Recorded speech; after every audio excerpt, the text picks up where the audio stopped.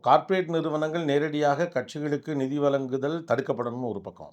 அதுக்கு ஒரு தேசிய தேர்தல் நிதியத்த உருவாக்கி, அத எலக்ஷன் ப்ராசஸ்க்கு உட்படுத்தி முறைப்படுத்தல்னு ஒண்ணு. இது வந்து பணம் வர்றது. இன்னொன்னு, இப்போ ஒரு வேளை இப்படி நடந்துட்டா கூட, அந்த பணத்த இவங்க எலக்ஷனுக்கு முன்னால வாக்காளர்களுக்கு இதுக்கு தானே குடுக்குறாங்க. அதை எப்படி கண்ட்ரோல் பண்ண போறோம்? இல்ல வாக்காளருக்கு பணம் கொடுப்பது நிச்சயமாக இந்த மாதிரி முறை கொண்டு வந்தால் வாக்காளர்களுக்கு கொடுக்க முடியாது. அவர்கள் நிச்சயமாக கிரவுட் மீட்டிங் அந்த மாதிரி அதற்கு செலவழிக்கலாம் என்று நிதி முறையை கொண்டு வரலாம். அதை தவிர அவர்களிடம் வாக்காளர்களுக்கு கொடுப்பதற்கு என்று அதிக பணம் இருக்க முடியாது இந்த மாதிரி தேர்தல் நிதியில. அதான் தேர்தல் நிதியின் அளவு குறையும் அப்ப. ஆமா. அது மாத்திரம் இல்ல கட்சிகளுக்கு வந்து அவங்களுடைய பணத்தை செலவழிக்கக் கூடாது என்ற அனதர் கண்டிஷன் கொண்டு வர வேண்டும்.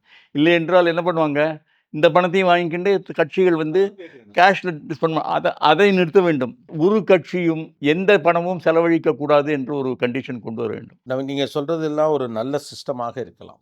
ஆனா, இப்படி நெறைய சிஸ்டம் ஏற்கனவே இங்க இருக்குல்ல.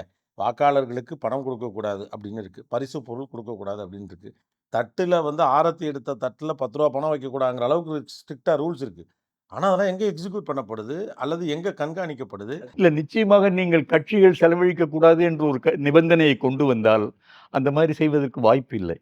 ஏனால் நம்ம அப்சர்வர்ஸ் பார்த்தா அந்த மாரி கண்டதுன்னா அந்த அந்த person should be disqualified. He okay. Cannot contest the election. பணத்தை கொடுப்பதை நிறுத்த வேண்டும் என்றால், இந்த தேர்தல் நிதி மூலமாகவும், கட்சிகள் தேர்தலில் செலவழிக்கக்கூடாது என்ற நிபந்தனை கொண்டு வந்தால் தான் மாற்றம் ஏற்படும்.